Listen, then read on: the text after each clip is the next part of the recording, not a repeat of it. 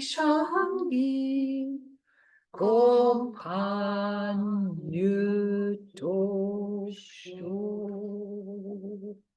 Okay, let's just do, sorry, just let me see who's having, oh, shame. Lee's trying to get on. Do you have Lee? No, you won't have his number. Just, I'm just going to send this to him.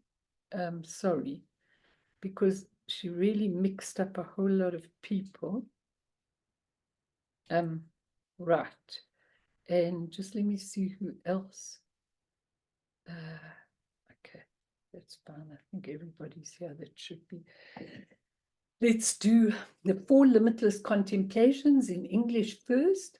May all beings have happiness and create the causes of happiness. May they all be free from suffering and creating the causes of suffering.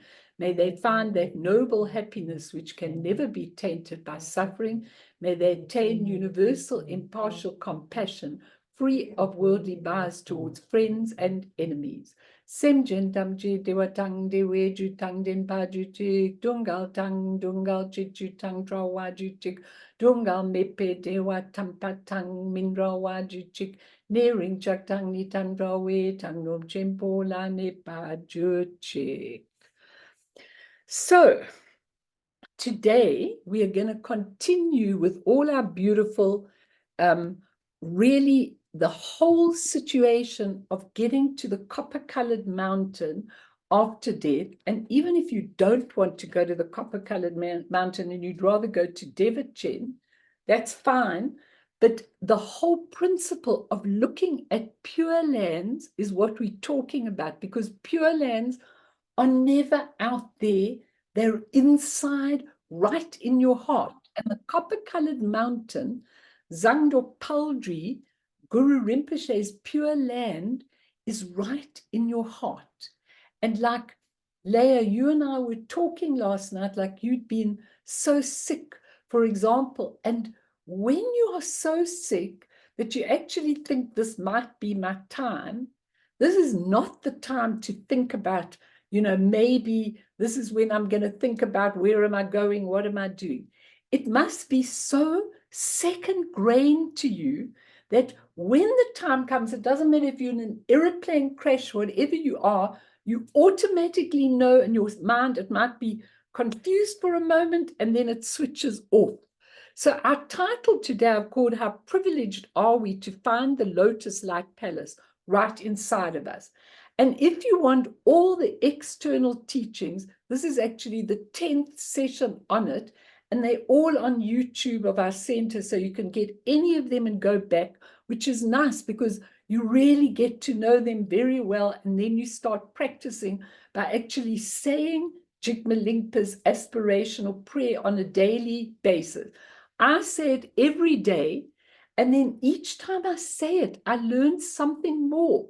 But if we learn nothing from these sessions at all on moving towards being reborn in a pure land, what we have to realize is that we are so much more than our little lives on earth, our little dramas, our little teeny identities in this life, our impure, illusory vision. Remember, when you're seeing through your human mind, you're seeing impure, illusory vision. When you do the practices, you're going through to a higher level, it's still illusory. It's a pure, illusory vision. But it trains you to get rid of that small identity. Not to get rid of it, but to realize it's one little dot in everything. And eventually we go to the highest level, the third level, which is seeing things as they actually are. Now, everything is in these 3 levels. We're these 3 levels. The copper-colored mountain is these 3 levels. And there's so much more than our little human lives, yet we're stuck in this world and its operations, and we can't see beyond. We can't change. Now, one of the questions that Jigme Lingpa asks in all of this is, he says, the hidden reality of the Pure Land is neither readily amenable to intellectual scrutiny nor accessible to ordinary experience. So if you want to understand this so that you can just transfer your mind straight into that realm at death, and certainly in life, I don't want to wait till death. I want to transfer my mind there while I'm alive. And you can ask any questions, you can butt in, I don't mind, as long as you get what I'm trying to say, because it's really important. And he says, even with the hidden lands in the Himalayas, they remain concealed from the perception of ordinary beings who see only common mountains, rivers, and forests. And he says, direct access to the purity of other worlds depends upon the cultivation of pure vision. Now, you have to look at yourself and you have to ask yourself, how do I cultivate this pure vision? Because it's really important. We have to train, we have to study, we have to contemplate, we have to practice. We don't have to if we did it all last time. But what is really important is, and I want to read you from the text exactly what the story is in terms of cultivating all of this. I just want to get to it. Sorry. Okay. What I want you to understand is that the internal features of the hidden lands are perceived with spiritual powers acquired on an initiatory journey, like these masters have with their vision. And then they have the possibility of discovering very deep teachings that Guru Rinpoche has had hidden there and things like that. So the secret level can be perceived only by those who've reached a high level of spiritual fulfillment. And that being, that yogin, and please don't think of this as just masters. These teachings are given to us. And I'm damned if I'm not going to find my way to understand that and to really go within. I'm not waiting until death. But the yogin, the person who gets there, these masters, no longer differentiates in any way between himself and the outside world. So he has reached what is called in the terminology the hidden valley of suchness. It's a beautiful word. No one ever really explains that. But suchness is when you really, really relate to emptiness, full of possibility, nothing solid, my identity not solid, nothing in any way solid. You are in the hidden valley of suchness, the place of ultimate reality. Suchness is interdependent with emptiness, okay? And samsara and nirvana by these masters are realized just to be symbols. Everything in the secret level is realized on the basis of symbols. So we have to be able to read these symbols and their meaning. So I have to remind you that these high beings like Mipam Rinpoche, Dilgo Khyentse Rinpoche, Dajom Rinpoche, Khyentse Wangpo, how did they see things? In this beautiful biography of Mipam Rinpoche, this is how Dilgo Khyentse writes about it. And this is not exclusive to them. This is the teaching that is given us. What a privilege, so we can do it. Now, this is what he says. What we take for reality, our everyday life, our problems, our crap, our bullshit, our negative emotions, our poisons, our horrible relationships with people, our fights, everything, what we take to be reality for them is nothing but a tissue. You know how thin a tissue is? A tissue of shifting appearances, where the truth of Dharma either shines or it's obscured, depending on the fluctuating merit of beings.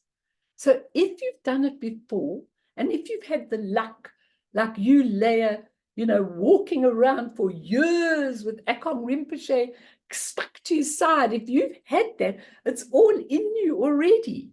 And so the merit, that means you've got merit. If you've got a relationship with the Lama, you've got merit, lots of merit. And he says, the world that seems so clear and solid is for such great yogis no more than a cinematic projection on a screen that, however opaque, is as thin as paper. When that screen becomes what he says is diaphanous, that means translucent. So it's a thin screen, and then it becomes translucent, and then there's no longer a barrier between this and other dimensions. So I told you the story last week of Mipam Rinpoche, whose attendant walked into his room, and he always hid all his amazing gifts and amazing abilities that he had. So it was the middle of winter in Tibet, and I told you there was this beautiful blue flower on his desk, okay? And his attendant came in unnoticed. They didn't have time to hide it away. And his attendant said, "How did you get this? Look at the snow. No vegetables, no anything. There's nothing that grows. Where did you get this beautiful flower?" And then he had to tell the truth. He said, "Well, it was a gift from the king of Shambhala." Okay, I told you that last week. So it was a gift from the king of Shambhala. So he just went in and out of these pure lands like you go to your bathroom. And he got this beautiful gift from the king. And it makes you think, in this world full of hatred and anger and wars and terror and all of this kind of thing, we could go into another dimension if we just first believed that we are able to get there, and that this is not just a journey for the masters. We really, really can. And these beings could live in parallel universes. I mean, as amazing as it sounds, thought the sun wasn't coming out today. It wasn't supposed to. They could live in parallel universes. And the solid reality of politics, because in those days, in the 19th century, they had plenty of politics. I mean, China kept coming out and being the dictator, and then taking away this, and then they invaded each other. And I told you, Guru Rinpoche called them the red-faced demons. They also had a lot of karma, which is obvious by the fact that China's again taken them over now. And he says the solid reality of politics was juxtaposed with their spiritual endeavors. So even though there were terrible things going on in the world, they were still able to see way beyond that into another dimension. And that was amazing. While they were in the particular, caught in all of this, but they could still see into all the other dimensions. Now, how do we get there? How do we get this pure vision? We have to, first of all, have devotion, dedication, practice, and contemplate. For me, contemplation is one of the things, even if you're not an ardent practitioner, it doesn't really matter, because I'll tell you why later when we come to one of the verses of Jigme thing. I'll explain exactly to you. If you really understand the absolute essence of the practices, you could still contemplate, and you could still get some kind of making the screen between you and these beautiful worlds, these pure lands. You could still do it. But it's really important, and as Dzongsa Khyentse Rinpoche says all the time in all his lectures, start living out of the box. box. The box is your usual thing. I laugh with Bern because I was sitting in Australia with her and I needed to show her something because we have these big, deep spiritual conversations. So I took out my bathroom book, what I recite every day. She took a look at these prayers. She said, give me this book immediately. I'm going to redo the whole book because it's got bathroom stuff on it. It's really well used and everything. So I laughed and I said, my girl, you can't even take this book away from me because it's got all my recitations in. And to get a clean one, you need to go and photocopy it out. But I said to her, don't be distressed because those prayers are going out. And that's well used. So when I die, someone can just throw it in the scrap heap or burn it. It won't really matter. But the point of the matter is it's really well used. And I go to her, stop being so pedantic about everything. That's the human mind. And get to the real thing. Think out of the box. Make yourself absolutely. I mean, Leah, you could probably tell us the stories of where, I know you're not feeling up to it now, but you'll tell us the stories one day about how Akon Rinpoche, he just thought out of the box. If there was a drain blocked, he would go in all the crap and all the everything and go and take it out. He just thought out of the box. You do what's expedient. You do what makes you a real bodhisattva, and the rest is unimportant. Now, this is so vital for all of us to really understand and leave the intellect, leave it alone and go into another place where you really can see.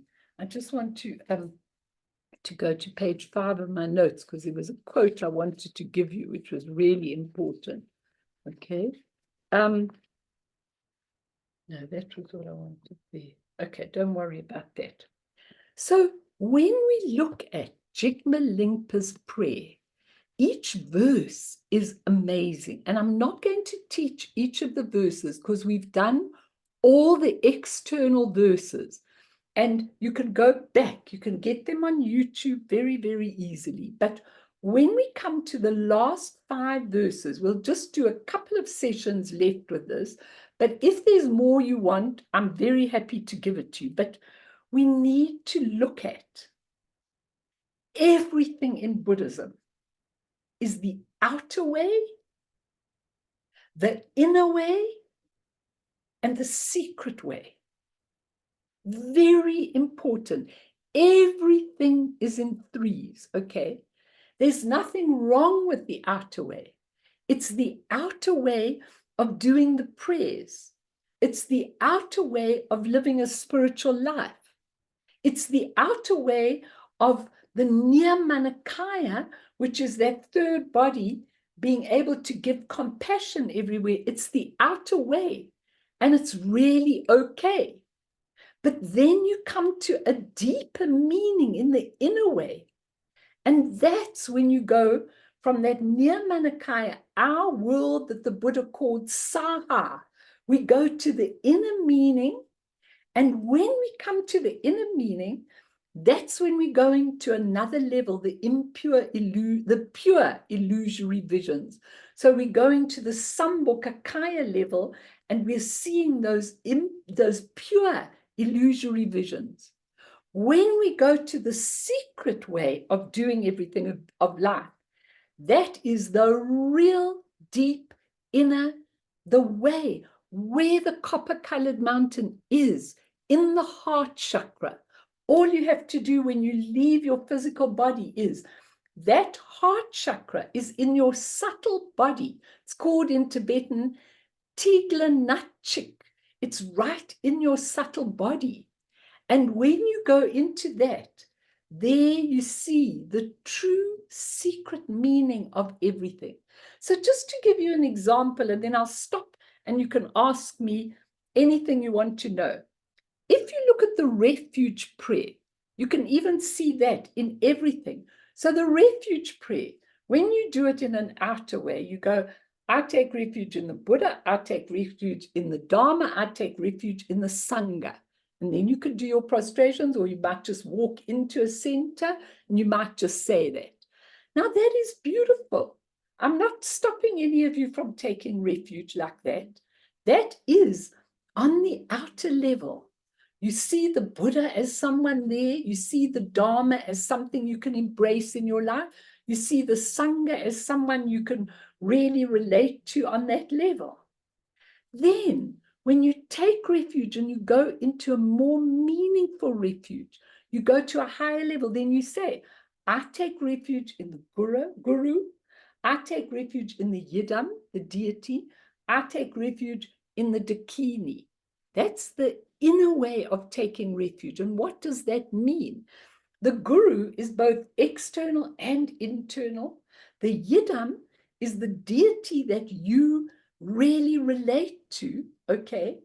And when you look at it, I was listening to this wonderful talk by Dzongsa Khyentse, and he says, deities are not these outside objects. Deities are merely the union of emptiness and appearance, the union, because they're a male and female, they're the union. So they represent the qualities inside you, male and female. So when you go onto that level, you are going onto the Sambhogakaya level, the inner level. When you go to the secret level, now I do that secret refuge every day, many times. I really learned it from Tulku Urgyen Rinpoche. And what you're taking refuge in the secret internal refuge, you're taking refuge in the Dharmakaya, in the Sambhogakaya, and in the Nirmanakaya inside. So this is how the refuge starts. If you want it, I give it to you with pleasure. It comes from Tulku Urgyen's things. I go every morning when I've done the outer refuge.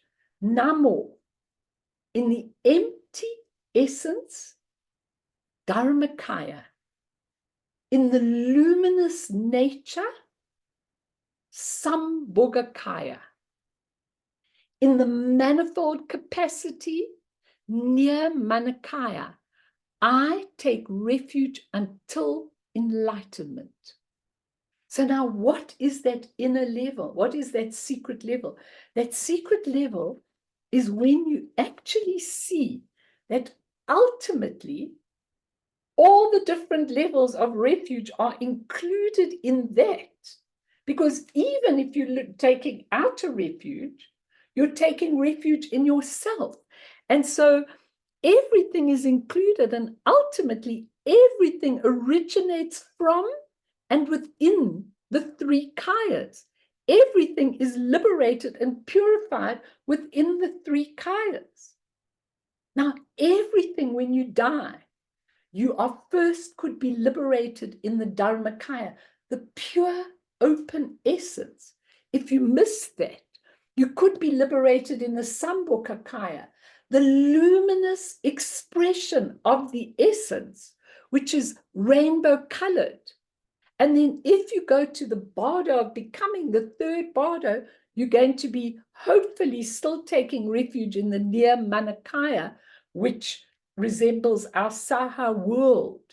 And that's the third bardo. And I don't want any of you to go there. I just want you to go straight to the copper-colored mountain, and if not, straight to a Devachin. But this is really, really important. I just want to say two things, and then I'll throw it open. When you look at the refuge, what Dzongsa Khyentse Rinpoche says, which is really fascinating. He was teaching these French people in Paris. It was so beautiful. I was listening to her translation and I could understand quite a lot. And he then said at the end of talking about refuge, he said at the end, if you take refuge, do it in your heart. Don't go to before your shrine and say, I take refuge in the Buddha, I take refuge in the Don't do it like that. He says, you go to yourself. Today is a beautiful day, and look at all the nice things that are happening to me, wonderful things. And so you say, I take refuge in the Buddha, Dharma, and Sangha. on the basis of everything good. And he says, but when you're going through really terrible stuff, illness and all of that, you take refuge as well in that. How do you take refuge in this person that's just done you in? How do you take refuge when you're ill? How do you take refuge when you're very angry with someone? You actually realize this is your mirror-like wisdom. And in that mirror, you are taking refuge. Now, when you read the depths of Jigme prayer, you find all of this there, not in what I'm saying as an example, but you find all of that there. And Dajjal Rinpoche said like this, he said, if you want to establish the teachings, make them reside in your mind. In the depths of your mind, you'll discover the Buddha. If you're going to look for pure lands, now listen carefully what he says. If you're going to look for pure lands, purify your attachment for the deluded and ordinary. Can I read that sentence again? If you are going to look for pure lands, purify your attachment for the deluded and ordinary. That means, Bern, when you see my untidy things, my messy things, don't worry about them. As long as I'm going to get enlightened along the way, it's all good, okay? It doesn't matter. He says, delightful pure lands lie right beside you and also right in you. So any comments, any questions, please feel free to comment and question, because this is so important for your daily life. You know, I can give you each verse, I can quote you. I know you, Karen, have read this backwards, forwards, and sideways and everything. It's not that. It's what my heart is telling me. My heart is saying to me, please, Melanie, wake up. Stop being attached to the ordinary. Stop being attached to your deluded mind. Stop being attached to the outcome of that day. It doesn't really matter as long as you are in tune. And you are in tune with those three bodies, which I'm going to give you the teaching as we go along. Any questions, any comments, anything you want to know, please. Nicola, maybe you want to say something. You're always the best to talk out. Anyone? David? Gail, darling? Anyone? Mimi? Anyone want to say something? You don't want to hear my boring voice forever. Well, Yes. No. what I will say Yes. is I like that idea of the parallel universe, because I think it's quite accessible to each of us. Because I think when we're going through our daily life, we're always faced with a choice on how we can react and decisions and choices that we have to make through our day. Right. And I think that if we can cultivate enough awareness, we can also make choices that pull our experience into one version, into, you know what I mean, into the pure expression. I do and not know. into the ordinary expression, you know, like a simple thing. You're faced with somebody that's irritating you, and you know, instead of having your usual response to that person, you take a second and you do a different response. So I think in that way we can start to pull in our experience of that parallel universe into, like, weave it into our everyday life. I think that's beautiful. And what about you, who so relates to nature so beautifully? How can you pull that in to be able to get pure vision? Well, I think that is a teacher. Nature's a teacher. So for me, it shows, it reflects back to me things such as, you know, equality, non-discrimination. So I learn, like, it will reflect back to me, and then I can use that as a growth point to then reflect out into my life. So it flows through you. I think that's beautiful. And I think that's such an important thing, because a lot of you that live in outside places, you know, where you really have a chance to look at the beauty of everything, I think you can actually begin to understand and not see the whole of nature as solid. See it rather as luminous, luminosity, which is so important. Karen, you wanted to say something? A couple of things. The refuge prayer that you just gave, is that Vajrayana, because it's not Dzogchen. And also there is Sorry, it is Dzogchen. is it? Okay, because my secret refuge is different. But Okay. there's the ultimate refuge, which is in the true nature of my own mind, emptiness, clarity. I take refuge. And once one is aware of that, you know, I'm very much on the mind, looking where it's coming from, that there is no mind. We use the mind, we use the word I, etc., as mind. So I'm just saying, me personally is continuously looking for mind, negating mind, understanding that mind is You're talking about Dharmakaya. you're talking about the human mind, part of the mind. Yes, but we go into ultimate mind. So I'm saying that is which is Dharmakaya. So that's also becomes part. I mean, I take the refuge in that. That's why it's called the ultimate refuge. Just something I wanted to mention. Also, just to go on to your next point, that is exactly the same, because what you say, exactly what you're saying, because you're saying in the essence, Dharmakaya, it's just Tulku Urchin's ultimate, you know, Dzogchen way of taking. But you're saying in the essence, so you're seeing that there is the full essence. The essence expresses itself in luminosity, and it manifests itself in compassion. And that's exactly what you're taking refuge. That's what our lives are about, nothing else. So you're saying exactly the same thing, just different words. That's all. You know, it's important. Okay, tell me the other thing. The other thing is I can't get onto the chat, so I didn't send David the book last week. So if you can give him my WhatsApp number so I can send him the book. And obviously the other thing is the Lion of Speech book, if anybody wants it. And yeah. I must do it when I'm finished this, because otherwise it's too many things. No, I'm saying you finished, but this is what I do. You know, I don't sleep. So when everybody's fast asleep and it's my night time, I'd love to sleep, because that's what I do. Yeah, then mind, you know, I mean, I'm free of pain and everything. And then, I mean, I'm just ready to collapse. So, I mean, and that is when I really say I don't dream, I really am Dharmakaya. Well, that's wonderful. But I think, you know, when you're in a physical body, you definitely need at least some sleep. You know, I wish.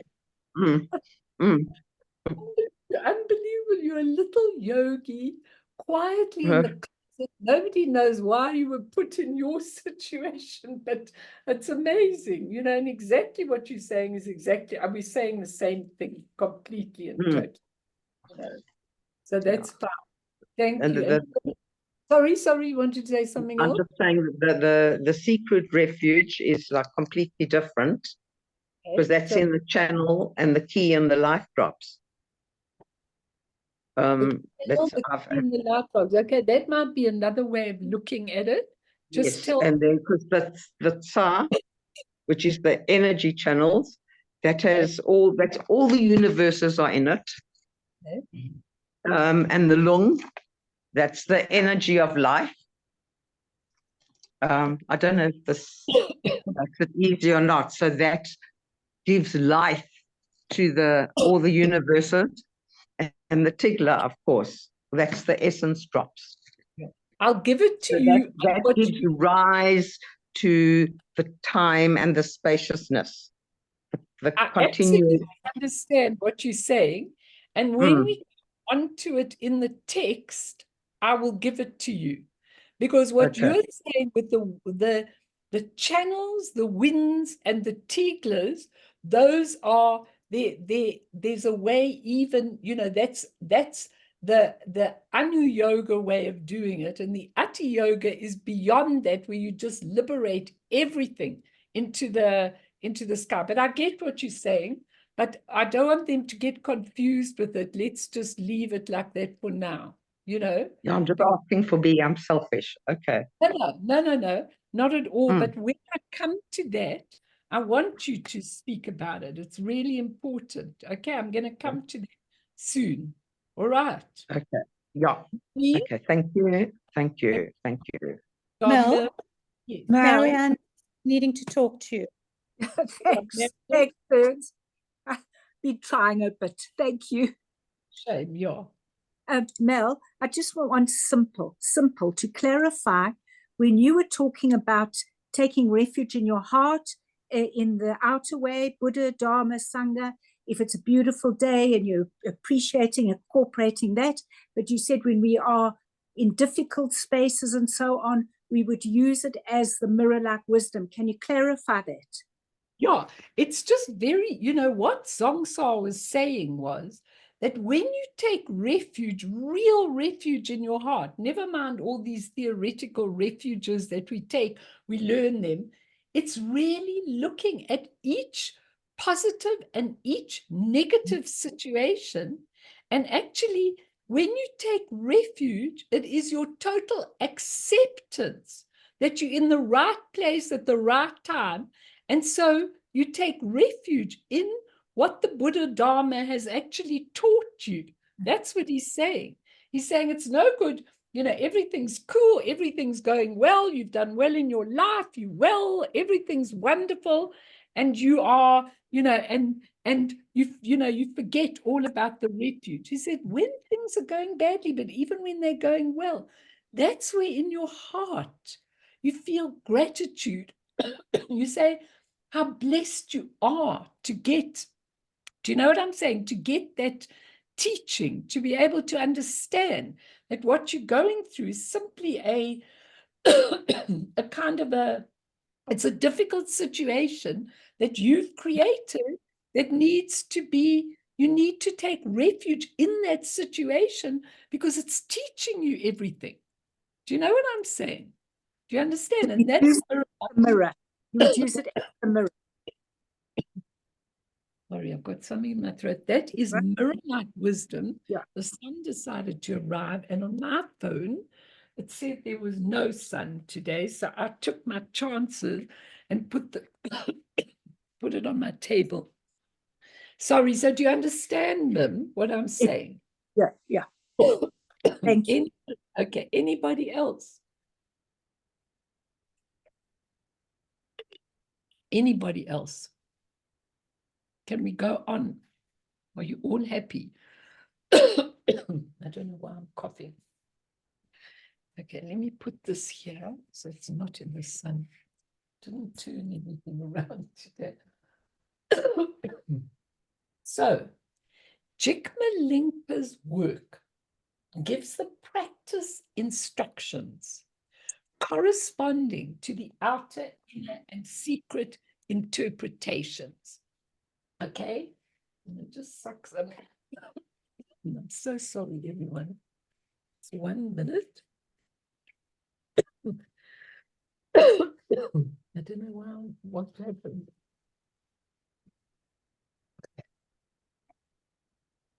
He says he gives it for the secret, for the outer, inner, and secret instructions. And he says, first of all, the outer is like the Mahayana prayer.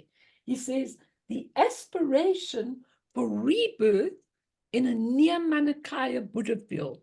That's the outer level, what I was telling you about. The inner is the experience of luminosity pervading the Sambhogakaya, the pure lands of Vajrayana. So when you go to, say, Devachan and the pure lands of Vajrayana, then doing the inner refuge, you know, not the inner refuge, the inner practice. And he says the secret practice, which is exactly what Karen's been saying, is an introduction to abiding the inner nature of the Dharmakaya or awareness within. So that's it. That's exactly what Karen was saying. So when you go to the secret, it's okay to do the outer one of how you can be in the world, how you can give out compassion, what you can do. That's good. But the Dharmakaya, the awareness, covers all of that anyway. And that's what you've got to really, really understand, that it's all involved there. And he says, I'm just going back to some of the stuff that we did before. He says there that Jigme Lingpa's prayer draws from inspiration from this prayer in 7 parts that Guru Rinpoche left behind. And in that prayer, it was a terma, it's well known and recited in the Tibetan worlds, and it's divided into 7 sections, and it's said to have been composed and transmitted by Padmasambhava.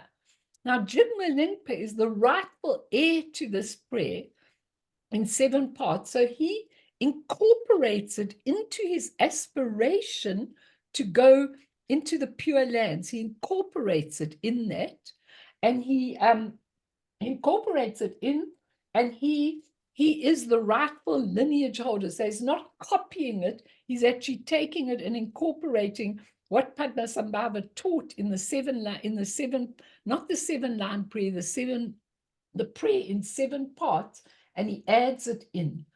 And so everything that we're doing is the outer level, the Nirmanakaya, the inner level, the outer levels, the Mahayana, and the Nirmanakaya, the inner levels, the Vajrayana, and the Sambhogakaya. And the secret level is really when you come to the highest level of Dzogchen, and it's exemplified by the Dharmakaya.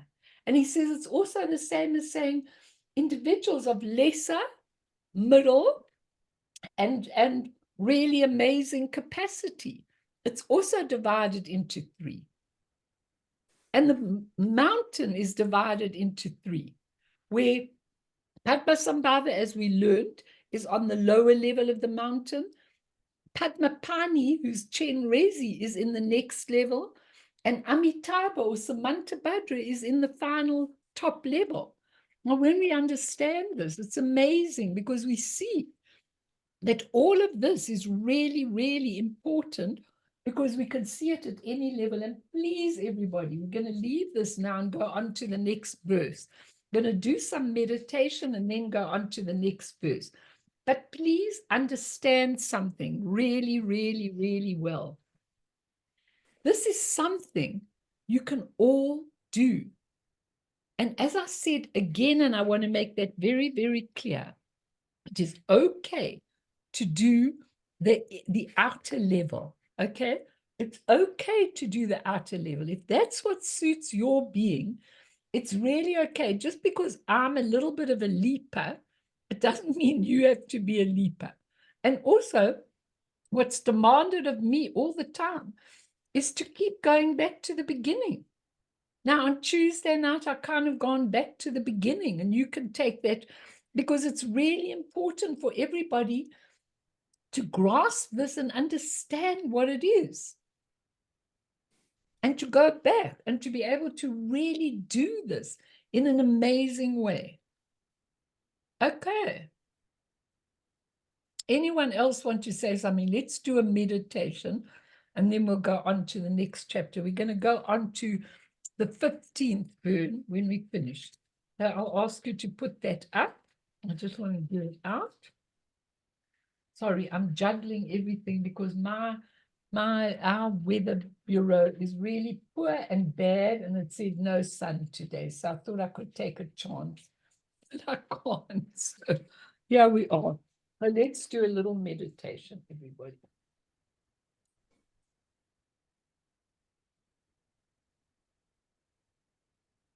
So get into your beautiful meditation posture.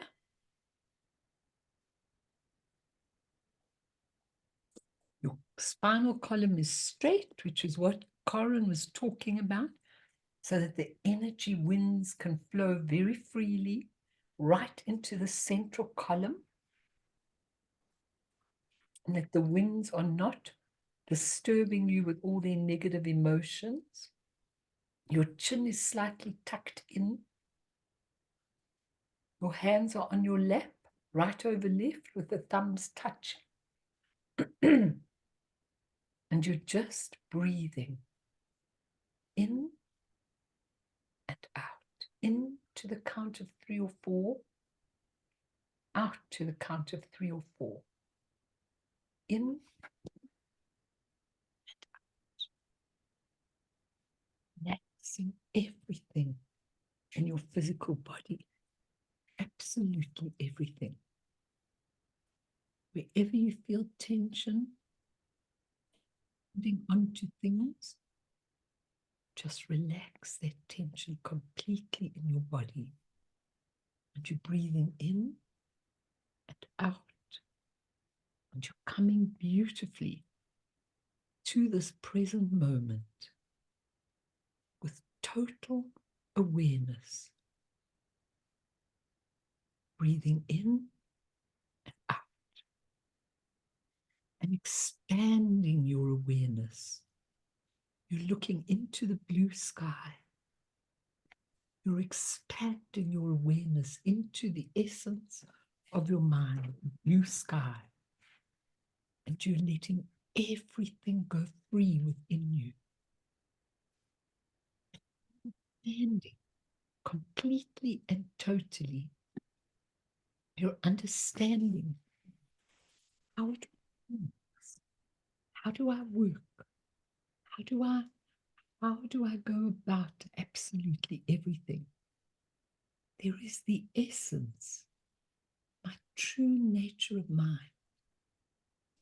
It's vast. It's expansive. It's full of possibility. It is Dharmakaya, nature of mind. And from that, the luminosity, the luminous appearances take their place. They just come out of the emptiness in the most beautiful way. If you don't recognize them, then it's me and those solid appearances, me in duality and samsara.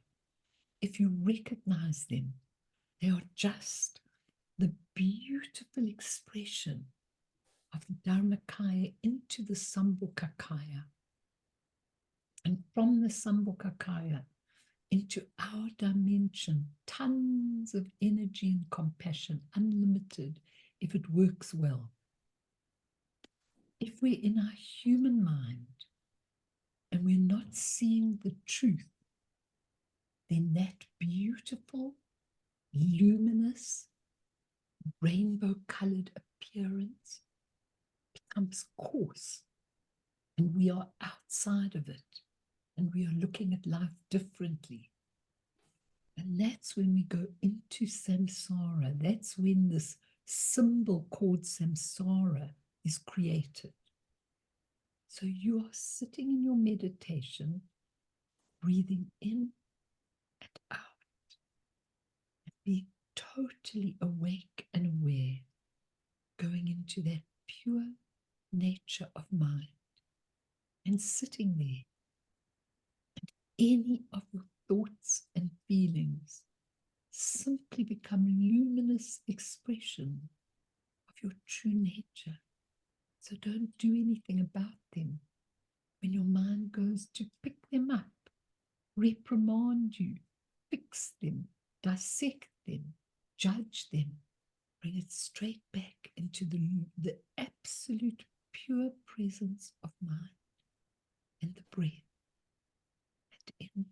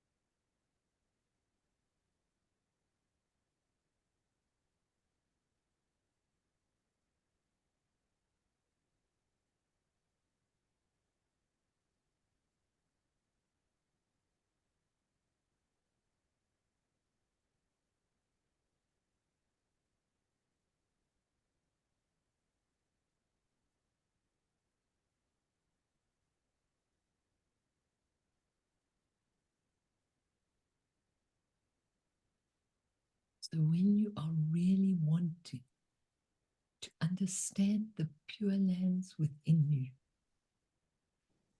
go out of the box. Look deeply. Don't get hooked into anything.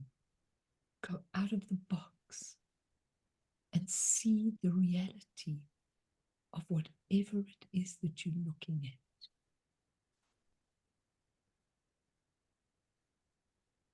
Don't be caught in it.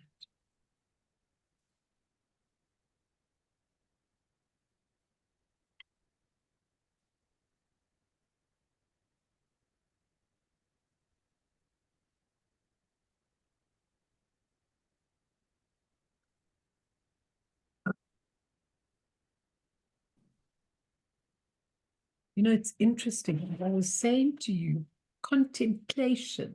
That's what I do so much of.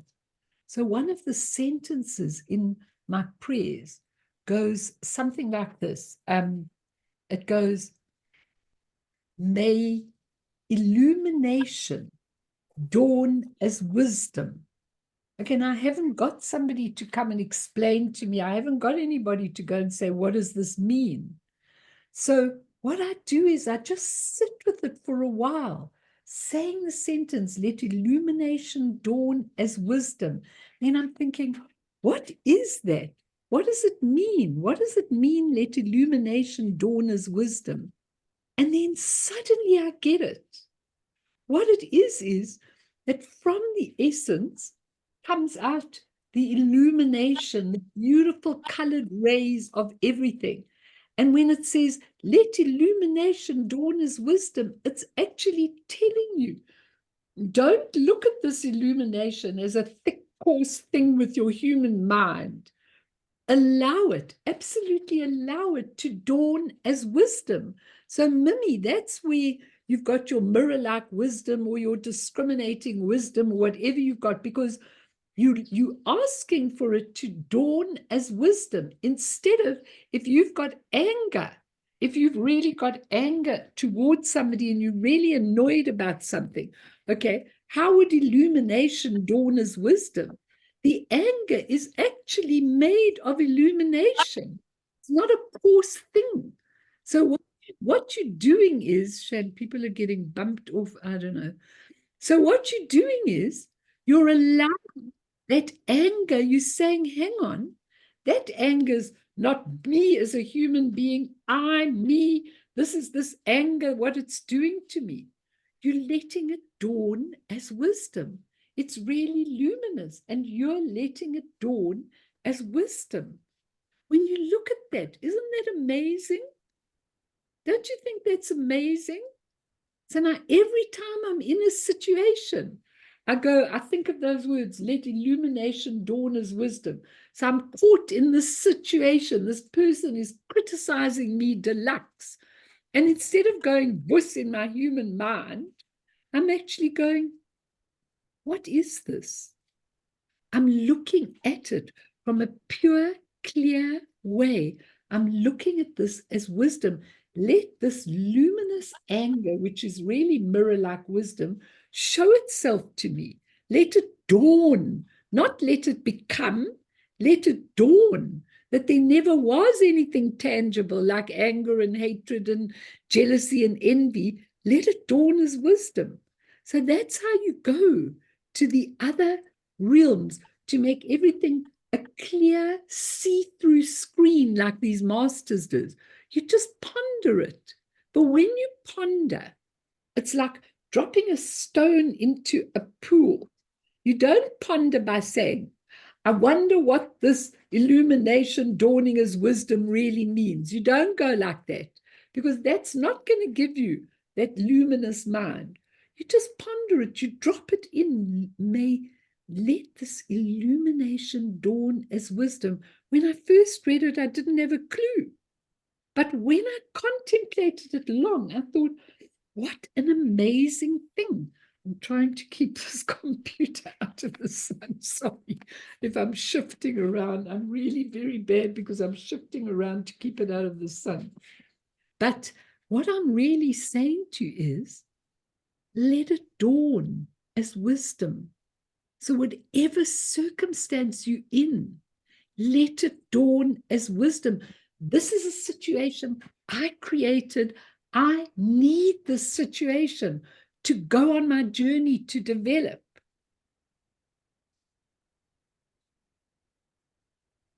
Really, really, really, because, and that's how you contemplate. You throw it, you read a sentence in the prayers, and then you throw it out to your mind when you're sitting. And then I go, what does it really mean? No, I'm not asking it. I just go, let illumination dawn as wisdom. And then suddenly it comes. It comes from your true nature of mind, gives you the real truth about that. Do you all understand? You've got to take time to look at things. You've got to take time to ponder things, to contemplate things. And then you get it.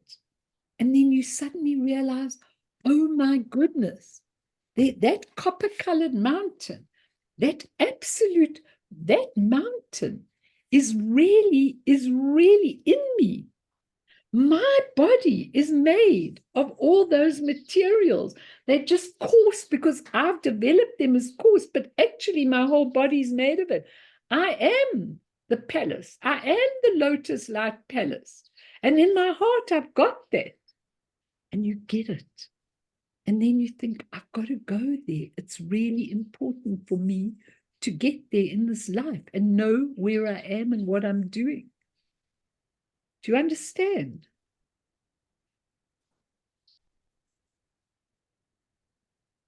Okay. Let's go to verse 15, Bern. Just put it up, that verse 15, the pure land as self-vision, because this is really important. And let's all read it together slowly. Okay? Right. The pure land as self-vision. They've really given you such a help and guide by giving you the headings. Visualize clearly the arrangement of the pure land and aspire with inner awareness toward the external form of the glorious copper-colored mountain, so that it manifests in our own bodies in this world of endurance.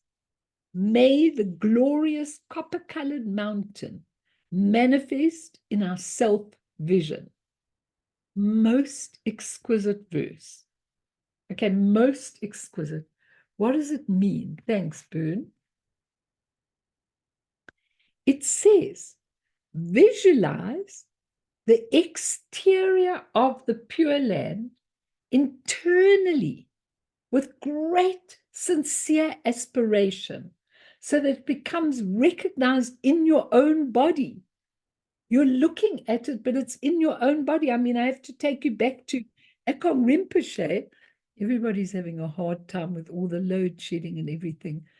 If I take you back to Akong Rinpoche, he went to Kreda Mutwa, that guy Kreda Mutwa, who was the Sangoma or whatever he was, and he said to him, have you seen the copper-colored mountain here in Africa? Do you know an orange mountain?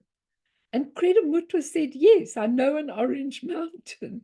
So the copper-colored mountain, even though they say, even though they say to you, it's there, it's in the Himalayas, it's in this, it's in that, even though they say all that to you, it's really everywhere. But most important, why is it everywhere?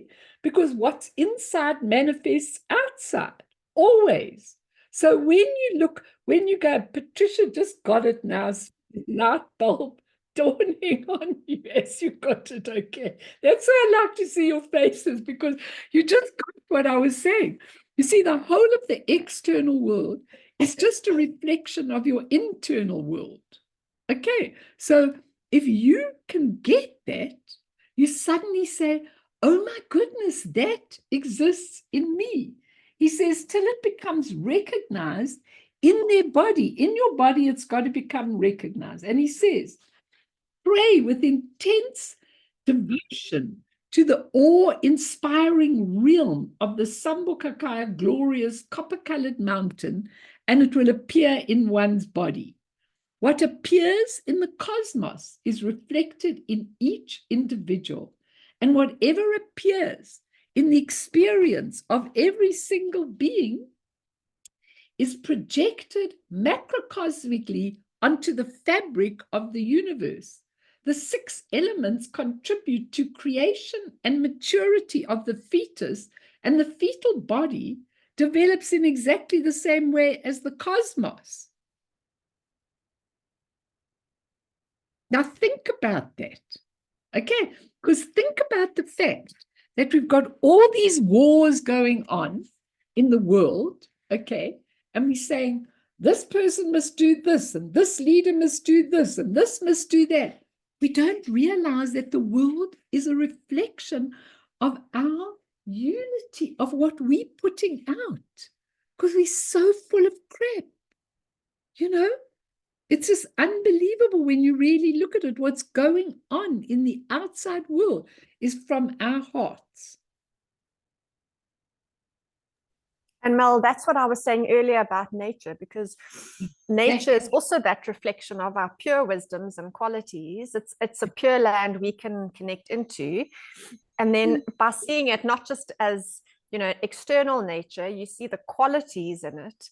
And then you can start to bring that through in your own life, because you realize I too am the wisdom of equality and have mirror-like wisdom. It can reflect through you. Exactly. And you have it in your 4 sides of your palace. Now, you don't have it in this physical body. Why? You do have it, but you don't realize it because our physical body is so involved in the shenanigans of samsara. You know, but exactly what Nicholas said, we've got all the 4 wisdoms in all the 5 wisdoms within our beings. But we can't see it because we're not aware. We can only see the coarse outer part.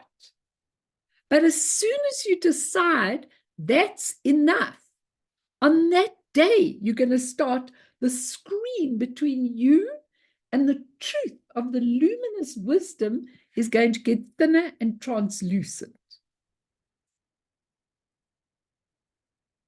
So simple. And how does the fetus, I mean, if you look at the fetus, he gives a description, they give a description on the fetus. It says, all spiritual paths and their respective attainments are contained in the formation, development, and decease, the death of the human body. Hence, the transformations of the physical body during birth, growth, and death are experienced in our world of endurance. Because why do we go through birth, growth, and death? Because they can serve as the basis for perfect enlightenment. There are no external causes or pure and impure worlds to be sought anywhere else. Think about that. You know, if you do the practices that I do with looking at your physical body, every single thing in your physical body is actually a spiritual thing. And I go so far as to say, except the hair and the nails, which we spend so much time. But one of the Dakini women, her hair and her nails became pearls. She was able to take the hair and the nails and transmute them into pearls for all her disciples. So don't feel too badly about how long we take with our hair and nails. But anyway, what's so amazing is it's all in us. The blood, the channels, the spinal column, the eyes, the ears, everything transmutes. The consciousness transmutes into this beautiful spiritual being. It's already there. You don't have to go looking for it. It's already there. All you have to do is stay put and recognize it, know it. Do I sound like a broken gramophone needle? Probably that's why I'm not coughing today. Do you all understand that? It's such an amazing thing. How do I get people to understand this? How do I get people to stop doing to themselves what they're doing? I don't know how you get to do it. I don't know how you get to do it. All I know is you've got all the ingredients in your birth, your growth, and your death. You've got it all inside you to be this perfectly enlightened being, like the masters that I've just told you about. You've got it all in your own body. All you have to do is recognize it. Will we burn? Will we? Absolutely, we will. I'm just thinking, we still hear every week, every every Yes. month, every year. So And we're don't not going order anywhere.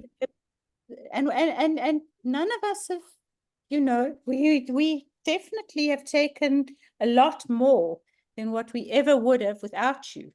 So don't despair, No, because I think a I'm lot of not us despairing. take a lot more than what appears on the outside. I think Yeah. so much of it is ingrained that when you do have big things that come up in your life, you can Yeah. actually cope with them. And that's something Exactly that. it's you that's when it really means the most, when you're going through the hardest of times, something switches on and you've got it. Yeah. And it's you cope and you can get through anything, because Exactly. it is whatever, however hard it is now, it's temporary and it shall pass. It But shall yes, pass, and it is shall not the truth. And if you look at illumination dawning as wisdom, that sentence is mind-boggling.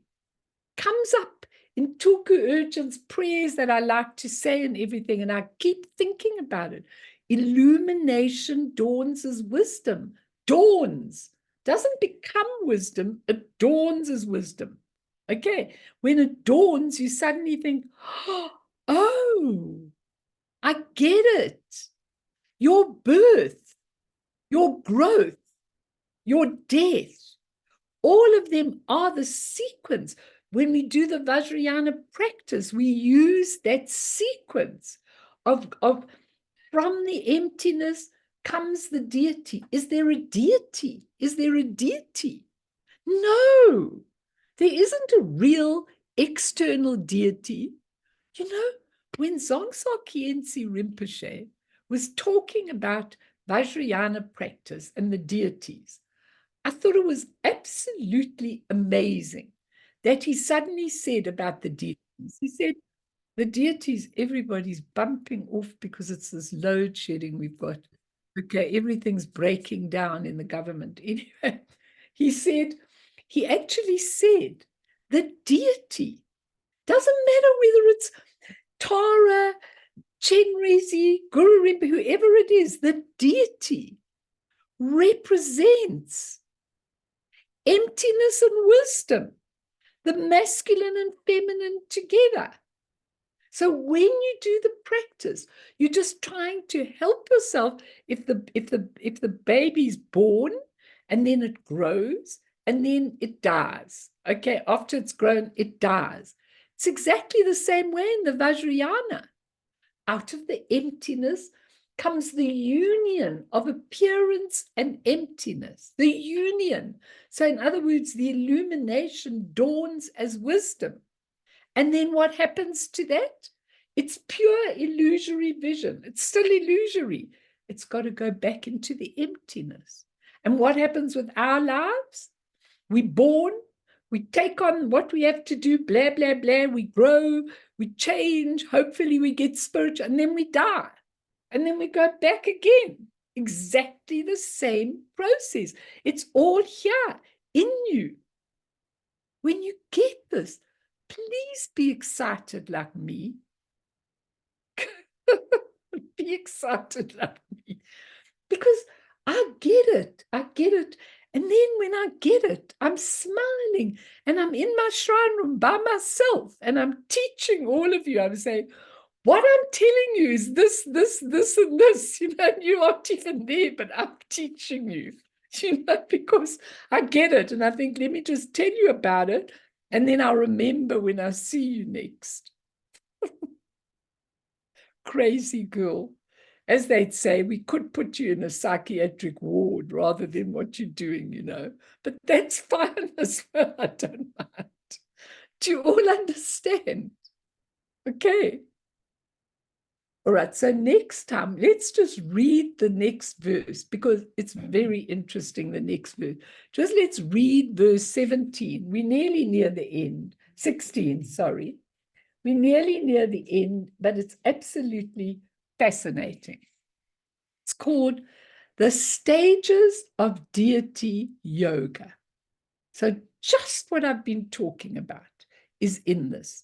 It says, by virtue, say it with me, of the profound interdependence, both of them, of the generation and perfection stages. That means the perfection is the emptiness and the generation is the creation of the deity, okay? By the profound interdependence of these two stages, as soon as the three channels, those are the channels running in your body, have been disentangled by the knots at the 5 chakras, the vast palace of the glorious copper-colored mountain manifests at the center of the heart. May we perfect the effortless display of wisdom's play and meet face to face with the Lord Padmakara, that's Guru Rinpoche, our own self-knowing awareness. Now, don't take it off yet. Just read this by yourself, because this is absolutely the real truth. When you do Vajrayana practice, which is what we've just done this morning, properly, really properly, and understand what you're doing, you will find the vast palace of the glorious copper-colored mountain manifests at the center of the heart in your subtle body. That's the body that you're going to be left with after death. And may we perfect the effortless display of wisdom's play. Remember I told you, the display of wisdom just coming out of the emptiness. May we perfect it. There's no effort. It just comes out of the emptiness. It expresses itself and then it goes back into the emptiness. Then it comes out of the emptiness, expresses itself, and it goes back into the emptiness. Then everything is disentangled of all our little holdings on and everything else. And that's when we meet face to face with Guru Rinpoche inside us, which is called our own self-knowing awareness. Imaho. A lot to digest, but I'm going over and over and over again all the different things that I'm doing, because what we're going to do next time is those eligible for Vajrayana practice, those eligible need to have developed the ethical and mental discipline required for engaging in these advanced types of meditation, generation and perfection stages in their many aspects. So just one last question before we go. Why should we do Vajrayana practice? Why should we do what these crazy Tibetan Buddhism has given us of becoming a deity, starting with emptiness, becoming a deity, and then dissolving ourselves back into emptiness? We can ask ourselves, isn't that crazy? Why are we doing it? We're doing it because it is the story of our lives. The generation when we do that Vajrayana, and we create ourselves as a deity. What it does, it cleanses our habitual tendencies. It cleanses the type of birth that we're going to have next time. It cleanses. So, for example, as James Lowe said, why do you see yourself as Melanie when Melanie is only the little thing that you're going through in this life? It's just a tiny, temporary, transient thing going through this life. He says, why do you think you are Melanie becoming Guru Rinpoche? Why don't you think of yourself as Guru Rinpoche, just manifesting as Melanie for a minute or two on this earth plane? Why are we Melanie manifesting as Guru Rinpoche? Rather be Guru Rinpoche just seeing this little thing called Melanie, who's nothing, just a flick, just a little thing. So when you do the practice, you are seeing yourself as the qualities of the deity. It's not real, it's still illusory, but it's pure illusion. So when I'm doing Tara on the weekend, I say, Tara, I love your qualities. This is how I start my practice. I love the fact that you're beautiful, speedy, you get things done, you've got action accomplishment. I love how you look. I love the fact that when you sit with that foot open like that. You don't cross it and sit in a place. You've got your foot up, ready to go. And I said, I've also got my foot up and ready to teach and do whatever's required of me. So I take the qualities of Tara and bring them into my own life. So what we're doing is we're taking the pure qualities and transforming our life. So wherever you are, when I'm really having a hard time or trying things, I think, what would Tara in this situation do? What would Guru Rinpoche in this dark situation do?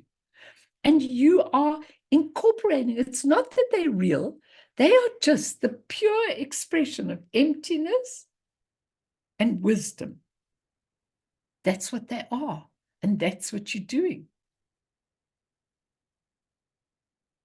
So think about it. I'll stay a few minutes.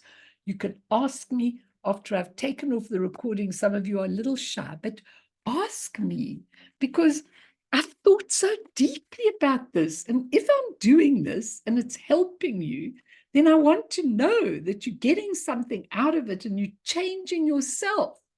Right, Molly Waddy? You're changing yourself. You're changing that little part which always says, oh, I can't. Oh, this is too much. Oh, I'll never understand. I'll never be like the master. You are the same as the masters. You just have to realize it. That's all. They realized it, and that's why they saw through that diaphanous, that translucent screen into the pure lens. Now think about it. When Dacham Rinpoche was really having a hard time, when Tibet was starting to fall, I mean, Guru Rinpoche, he could see, he could get instructions from Guru Rinpoche, and Guru Rinpoche said, go to the hidden lands and you'll be reborn there. So he said to his disciple, go to the Himalayas, listen to me carefully. I said, we're not leaving you. He said, you'll see me there. I'll get there before you. And so he told them how to get there and how to get into the Pure Land. So there was something physical, but only if your mind was pure could you get in. And then when they got there and they got inside, a little boy came to greet them. And he said, oh, hello, Gail. Hello, Patricia. Hello, so-and-so. Hello, Jade.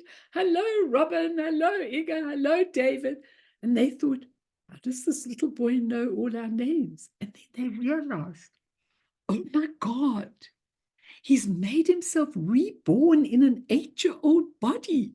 And he knows us. He's in a new body. His body was getting old. He just disposed of it, or did whatever he had to do with his body and went in an 8-year-old body. He didn't go into a mother and get pregnant and be born.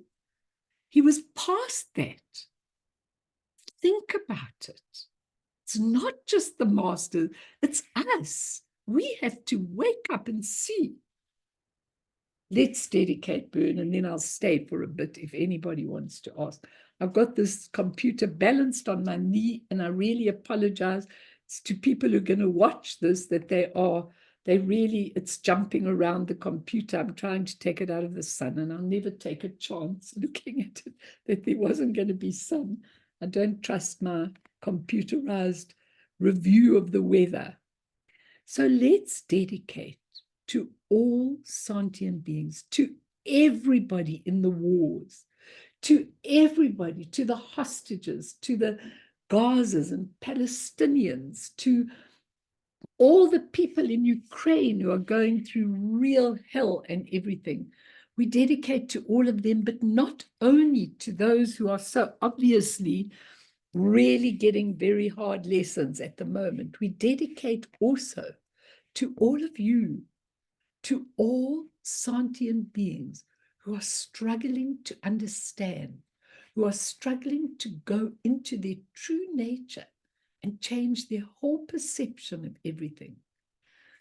Through this merit and all the animal life as well, may we achieve all-seeing Buddhahood, and thereafter, once all harmful enemies have been defeated, may all beings be liberated from the ocean of existence, stirred by the waves of birth, old age, sickness, and death.